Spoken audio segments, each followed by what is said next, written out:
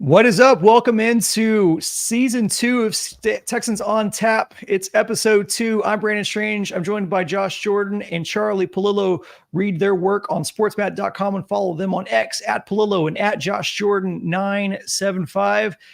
Gents, it's the preseason, so wins and losses don't really mean anything, but it's nice to see the offense go into the half with that 17-0 lead.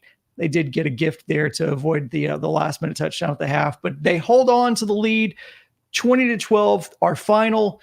Didn't see CJ Stroud in the starters by design, obviously, just trying to get them in and out of the game healthy. Mission accomplished there. We did get to see some glimpses of that much-anticipated duo of Stroud and Dell. Gents, I'll give it to you guys. What were your takeaways from what we saw from tonight's starters on offense? Well, a little beyond a cameo, couple of series for Stroud. The offensive line was still more junior varsity than varsity. No Tunsil or Howard at tackle, no Shaq Mason. You touched upon what was the highlight, seeing Tank Dell get loose in the seam, ditch a defender, and take it to the house. Is that still what the kids say? So Tank Dell, seemingly no aftershocks, lingering effects from the broken leg last year, the shooting in the offseason. He just brings that combination, the difference between fast and quick. Tank Dell's both fast and quick. They really have an ideal trio. If you were to dial up what you want from a wide receiver trio, right? Nico Collins, he's the physical prototype. Stephon Diggs is the polished route runner to work the inside. And then Tank Dell is just the pure burner. The potency is unquestioned. This is one of the 5-6 most dynamic wide receiver threesomes in the NFL. Yeah, and going off of Charlie right there, Brandon and I did a video a couple months ago about how the Texans receivers are kind of similar to the Patriots receivers when Nick Caserio was actually the wide receivers coach. That's when it was Wes Welker and Randy Moss and Dante Stallworth.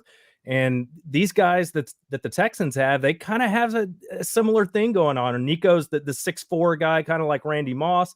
And then Welker, that could kind of be Stephon Diggs or Tank Dell, working in the slot. Both those guys can do that, and they can both play outside. So that was great to see. The other thing D'Amico mentioned was he wanted to get these guys in the game so they could feel what it's like to be tackled to the ground and get used to that. At practice, they try and keep you stood up. And if we think back to that Tank Dell touchdown, the play before it, CJ Stroud almost got sacked, but he got rid of the ball just in time. He got tackled to the ground. He got up, and then the next play, boom, you got that touchdown there. So it was nice to see, CJ bounce back. That was something early in his rookie year where he was taking some of those sacks. This time he got rid of the football. He learned from that mistake from last year. Big touchdown to Tank. So, everybody looked healthy. Like you mentioned, most of the offensive line, I guess 3 of them were in the game and the other 2 were out, but running the football still looking like an issue. There was not much running room there for Dameon Pierce. I thought Ogunbowale looked a little better in his little limited time on the field.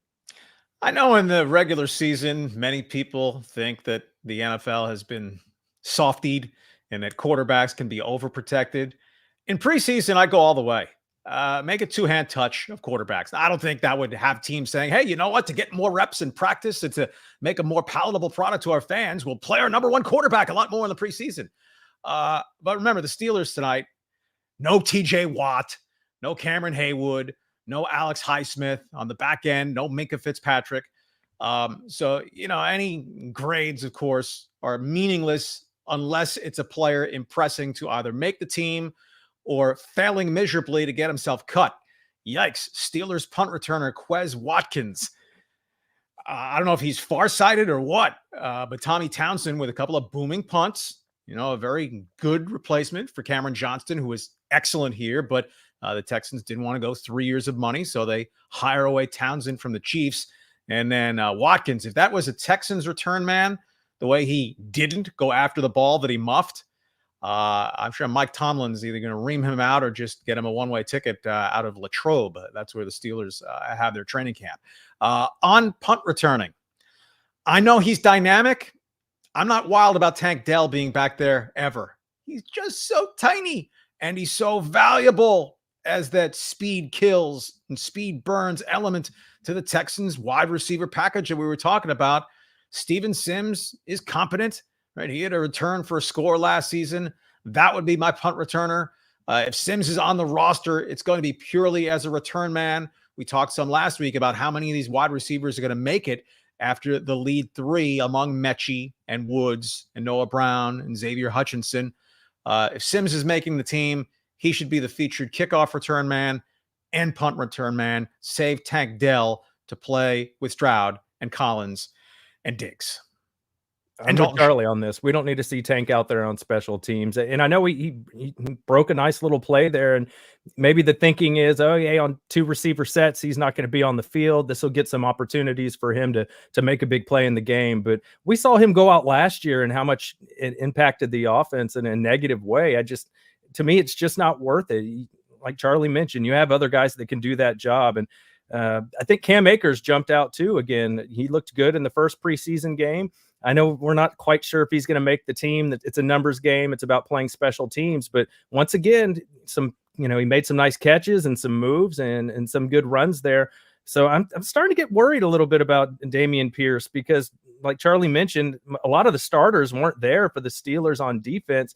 I mean, they could get nothing going there on the ground. It was 4 carries for 4 yards for Dameon Pierce. So, I mean, really everybody, even Jordan looked better than Pierce today. So I hope it's just a preseason thing that he gets it going here.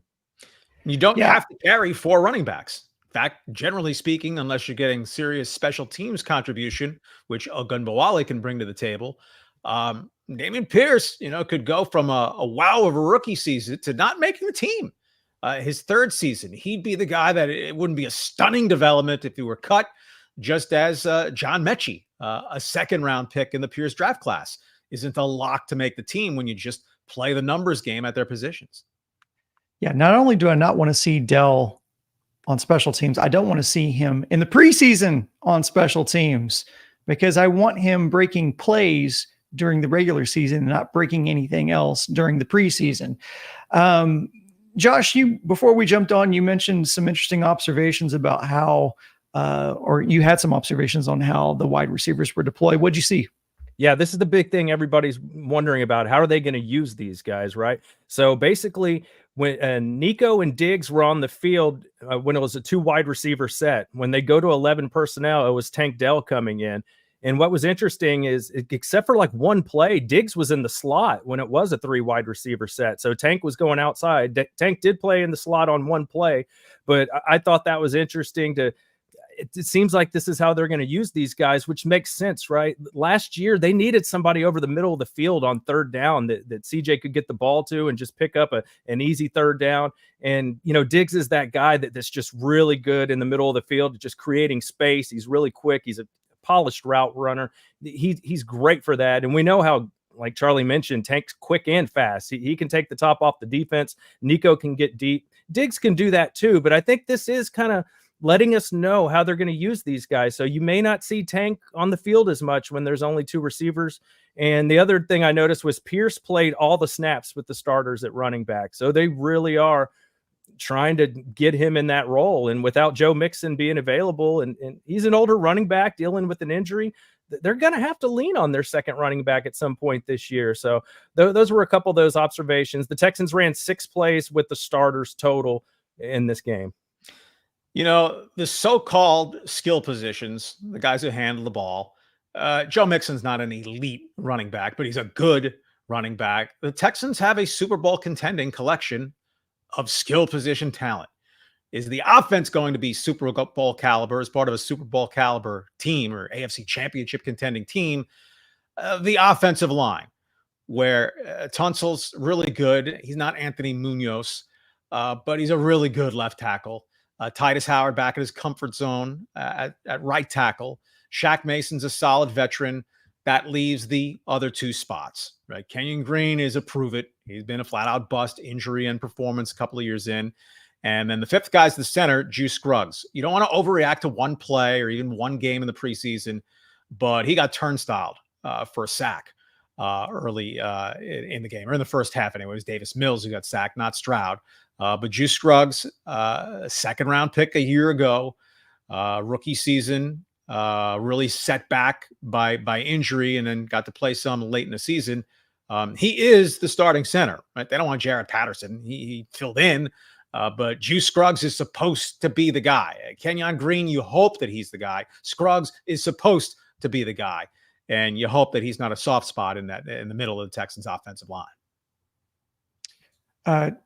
Another guy worth mentioning, as you mentioned him, Charlie, was Davis Mills. Looked good in his snaps. Obviously, you hope you don't want to see Mills, but he's had a couple of years now to hold the clipboard, grow and develop as a quarterback himself. What's your confidence level in Mills being able to come in and manage a game as needed? I think he's fine as a backup, and he should retire a very rich man. You think of guys like Chase Daniel, who hang in the league 10, 15 years as a backup because they're good guys. They understand their role, and they just collect check after check after check, year after year after year. I don't think Davis Mills has starting caliber talent, but I look at the guy he's ahead of on the Texans depth chart and should remain that way. Case Keenum, right? Case Keenum is going to retire with generations of income for future Keenums already taken care of. I think that's the arc for Davis Mills. If CJ Stroud, heaven forbid, were to go down with a long-term injury, the Texans offense would be dragged down. But for a game or two, like losing a superstar in the NBA, you can kind of suck it up collectively. But not that it was all about Davis Mills being the starter in 2022, defining what the Texans were in 2022. But essentially night and day, going from Davis Mills to CJ Stroud. You don't want to have to go back there. No. And I thought Mills did do some nice. He took a sack on a play action play. And then a couple plays later on 3rd and 15, he had a really nice throw to Woods. He had to run a little bit. Nice throw on first. I almost thought it looked like he ran past the line of scrimmage there, but apparently he didn't. So that was a big play right there. And then, Ogunbowale punches it in. So I thought that was a really nice drive. If you have to go with Davis Mills for a couple games, it's not the end of the world, but that's really all you're looking for there. But yeah, he's going to kind of like David Carr before him. He's probably going to make a lot of money backing people up. Yeah, it's not the end of the world. If it's a couple of games, it might be the end of the world if it's for more than a couple of games. Yep. And as far as Keenum goes, even as a third string quarterback, I think it's pretty cool to see a UH guy as a third string quarterback for the Texans. I think that's a pretty cool story to see him come full circle back to Houston. Let's talk about defense. Hey, we got to see a Danielle Hunter sack pretty early on. What were your thoughts on the Texans defense, at least, for the first half, at least? I mean, that was item one of not many, frankly, on my checklist. Steelers offense, not very good looking, and maybe Justin Fields grows into the job. I mean, they're really counting on 35, 36-year-old Russell Wilson, already addled with a calf problem in preseason. Steelers could get left in the dust in the AFC North behind the Ravens, the Browns pending Deshaun Watson. Anyway, back to the Texans defense. You can just see Hunter's burst. I mean, he's been kind of under the radar as a year in, year out, really good pass rusher, because the Vikings haven't made any deep playoff runs since Case Keenum quarterbacked them to an NFC championship game. Stephon Diggs figuring in there as well. No Danico Autry opens up additional snaps in the interior for the first 6 weeks of the season. Other than that, I mean, look, the Steelers didn't score for a while well into the game, but it was such a limited taste. I didn't have anyone else on my board, and frankly, the second half, not watching closely snap in, snap out. But a no harm, no foul night for the defense for me. Yeah, I thought Fatukasi looked good at D tackle. He jammed some stuff up there in the middle, and then Mario Edwards, John Harris made some points about how good he looked in camp this year during the broadcast. So I was like, that's good to know, since you do have Autry out for the first 6 games of the season. You have some of the guys there at D tackle. You lose Sheldon Rankins. Malik Collins is gone. You got some new blood in there to watch out for. So I think all in all, they look pretty good. And then I also thought that, Kalen Bullock, he showed his range again on some plays in this game. And he was the one that had that really nice tackle in the Hall of Fame game where he forced the fumble. So that looks like a really good pick at safety. The guy can run. The knock on him is, can he tackle? So we'll continue to watch that. But seems like he kind of stood out, jumped off my TV screen a little bit. First couple of snaps for the Steelers, CJ Henderson whipped pretty badly on a tackle. I mean, George Pickens is a good receiver, probably the Steelers' best receiver now, but CJ Henderson's basically washed out a couple of spots already. Still a young guy, 9th overall pick in the draft, but Jacksonville dumped him. Then he was a temp in Carolina. That's a guy who's not necessarily a lock to make the Texans either. Yeah, I'd also like to point out too, just special teams. Fairbairn, we've talked about, he's so accurate and we see why they re-signed him, but in the big moments, he'll miss them from time to time. And they had a chance to ice this game and he missed a pretty easy one. Yeah, we actually had a comment from one of our viewers asking if Dare could be the short field kicker and then Fairbairn be their long field goal kicker. Speaking of special teams, we saw a debut of Tommy Townsend. I know you touched on it a little bit, Charlie, but what do you think Tommy adds to this team? I mean, certainly has a booming leg, certainly enough to where the Steelers certainly misread those first couple of punts. Cam Johnston was very good here. Big leg, also very adept at dropping it inside the 20, but Townsend's credentialed. And I mean, it's not like the Chiefs Super Bowls the last 2 years swung on Tommy Townsend winning the field position battle for the Chiefs. That Mahomes fella had more to do with it, but Townsend's very good. So the Texans just didn't want to go an additional year with Cameron Johnston. So Townsend replacing him, that should be as seamless as it goes, unless he's Butterfingers on holds that I'm not aware of. He would have gotten the job if he were. So the Texans lost a really good punter, but they brought in a really good punter. Yeah, and wasn't he the one with Cam Johnston with the late hit on Tank Dell?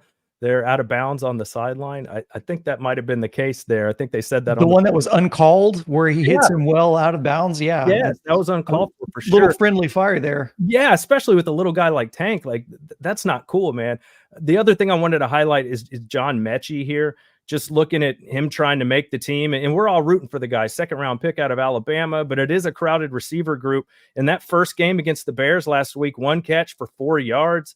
In today's game, 1 catch for 7 yards. Like he's going to have to stand out a little more than that, I think, to cement a role on this club. If you guys have anything left, what's your final notes take away from our official preseason game 1 Texans Steelers? Well, it's 2 down, 2 to go. I'm curious how DeMeco Ryans intends to handle playing time. It's a full 2 weeks from the preseason finale to the regular season opener. So what's the balance between a dress rehearsal? You want to play the first team, maybe to get a half's worth of NFL stamina and action under their belts before you go live in Indianapolis, versus, you know what? It's still 2 weeks of downtime. So is playing that last preseason game more than token action worth it at all? To me, that's where if they put the red vest on quarterbacks in the preseason, then maybe I'd say, okay, you want to get CJ Stroud a few extra reps and a couple of extra series to work with Diggs and anyone else you're incorporating, Mixon. But I think you err on the side of caution. For me, I'll be kind of curious to see what happens, with the tight end group. We had Brevin Jordan didn't play today. So we had to see, Schultz play a little longer than some of the other starters. Cade Stover looked good again, a couple catches, 26 yards. So you wonder if he's going to matter here in this, or, Brevin Jordan, I think this is a walk year for him. So he's going to want to have a good season. So I'll be interested to watch how the tight end group shakes out as the rest of the preseason unfolds. That's going to be it for this episode of Texans on Tap. Just a reminder, we'll be reacting to every game this season live following the conclusion of each game, and we hope that you're around to join us. And to do that, just make sure you're subscribed to this channel. Click a like while you're here. We do appreciate that. Helps us out a lot. Just a reminder that the 3 of us host a weekly Astros podcast, Stone Cold Stros, over on our other YouTube channel, Sports Map Houston. Make sure you are subscribed to that channel if you're not already, because we are really going to be having some really good conversations as that season winds down in the stretch run. For Charlie and Josh, I want to thank everyone who joined us post-game, especially for a preseason game. We hope to, we're really excited about getting the real season started up so we can be talking about some real games. Josh, what you got? Just a little bit of housekeeping there. I was looking at the box score from the other game. Stover had 3 for 32 against the Steelers. It was 2 for 26 against the Bears last week. So I just wanted to make that correction. There you go. We all stand corrected. All right, that's going to be it, guys. Appreciate it. Thanks for joining us. And as always, go Texans.